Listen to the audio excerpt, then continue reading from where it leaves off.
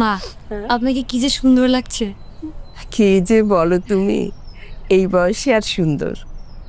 তোমার বয়সটা যে কত সুন্দর আর তুমি যে কত সুন্দর। কি যে বলেন না, আপনার বয়সে আমি গেলে তো আমাকে খুঁজেই পাওয়া যাবে না। আচ্ছা মা, তুমি কষ্ট করে আসতে গেলে কেন? কেন, মায়ের সাথে তাতে সমস্যা কি? আরে না, আমি বলছি যে কয়েকদিন পর তো আমরাই যেতাম, শুধু শুধু কষ্ট করতে গেল না। আসলে হয়েছে কি, তোদেরকে দেখতে খুব ইচ্ছে করছিল, তাই হুট করে চলে আসলাম। খুব ভালো করেছেন আপনি মা। মা আপনি যে এবার এলেন না, এবার কিন্তু কয়েকদিন থেকে যেতে হবে, ঠিক আছে? আপনারা বসে গল্প করুন, আমি একটু ওদিকটা দেখি।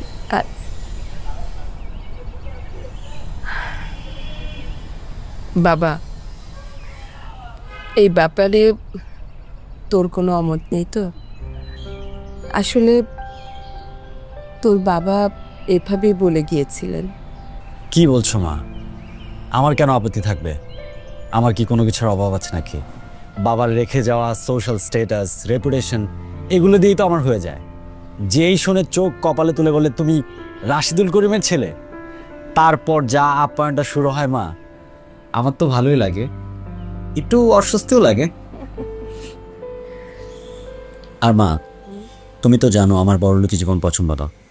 টাকার পেছনে ছুটতে ভালো লাগে না আমার। আমি একটু মানুষের মতো বাঁচতে চাই। তাই গ্রামের ওইসব জমি জমা এতিমদের সহযোগিতায় ব্যবহার হবে। আর বাবার ব্যবসা থেকে যে প্রফিট আসবে, আমি ভাবছিলাম সেখান থেকে একটা অংশ যদি ওদেরকে ডোনেট করা যায়। তুমি কি বলো? তুই তুই একদম তোর বাবার মতো হয়েছিস।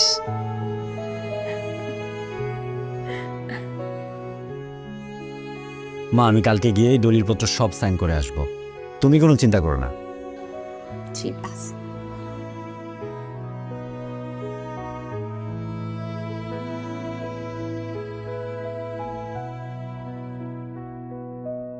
আচ্ছা, আসিফ কোথায়? দেখছি না। তুমি আমাকে যে একাই খাবার দিচ্ছ। মা ও একটু বাইরে গেছে, চলে আসবে, আপনি খেয়ে নেন। তুমি এত কিছু কেন করেছো? আমি কি এত খেতে পারি? ডাক্তার তো পারলে আমার সব খাবার বন্ধ করে দেয়। কই কত কিছু করলাম মা, কিছুই তো করতে পারলাম না আপনার জন্য। তোমরা যে দুজন সুখে আছো, আনন্দে আছো, এতেই আমি খুব খুশি। আর যদি আসিফের বাবা বেঁচে থাকতো, তাহলে যে সে কত খুশি হতো। ছেলেটা যেন একদম ওর বাবার মতো হয়েছে। ওর বাবা তো আমাকে কোনো কষ্টই করতে দিত না। আমার যেন কোনো কষ্ট না হয়, সেই জন্য সব কষ্ট নিজেই করত। কিন্তু শুধু দুজন মিলে কি বেশি দিন সুখে থাকা যাবে? কেন মা, কোনো অসুবিধে?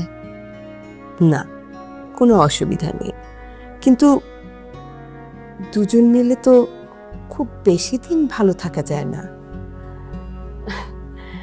বোর লাগবে কদিন পরেই দেখবে। আর সংসারেও আসলে নতুনত্ব লাগে, নতুন মানুষ লাগে। বিয়ে শাদী তো হয়ে গেল বেশ কিছুদিন,